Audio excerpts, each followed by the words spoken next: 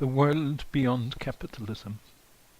A playful place, a place of fun, a dancing world of bright colours, a world in which we bubble and overflow into one another and beyond. A world without hard lines, a world in which identities exist only to be transcended. A world in which the basis of human existence is not identity but the mutual recognition of our dignities. Not I am, you are, but I, you, we do create, become. A different form of organization of our doing, a different form of coming together. The mutual recognition of humans and also, in a different way, the mutual recognition of human and non-human forms of life. Nonsense, of course, were it not for the fact that it already exists as potential, as rebellion, as the force of the not yet in the present.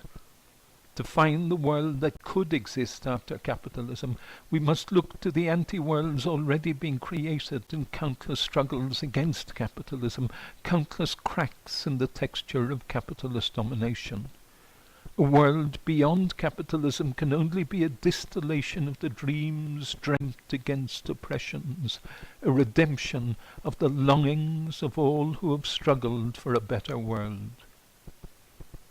Look, then, to the experimental anti-worlds being created in the struggles against capitalism, to the assemblies that characterize the Occupy movement and its rejection of representative democracy, to the protests against guns and violence and war, to the movements not just against male domination but for the overcoming of all classification of people by sex and sexuality, to the millions who fight against the destruction of the earth by developing a different conviviality with non-human forms of life, to the constant push for living in a time liberated from the clock, in a space freed from the measuring rod, to the constant drive, inseparable from our humanity, to determine our own doing. In the cracks, in the refusals and creations, in the anti-worlds of daily struggles, that is where the possible and urgently necessary world beyond capitalism is to be found. Think of these two images.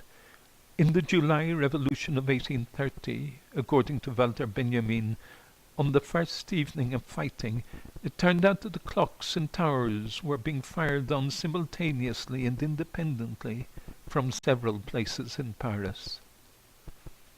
In one interview, when Subcomandante Marcos is asked what his dream of a future society is, he says that the society for which the Zapatistas struggle would be like a cinema program in which they could choose to live a different film each day, that the reason they have risen in revolt is that for the past 500 years they have been forced to live the same film over and over and over again. Indeed, at the height of the struggles in Athens in December 2008, the people tore down the walls of a car park and turned it into a communal garden in the middle of the city, Navarino Park, a place for enjoyment, for children to play, a place for growing vegetables, holding meetings, playing music. That is communism. That is the world we want. In a neighborhood assembly, during the uprising in Argentina 10 years ago, an elderly lady spoke up and said that she had lost her dog. The political activists objected that that was not on the agenda, but the assembly organized a search for the dog and found it. That is communism. That is the possible world of the future.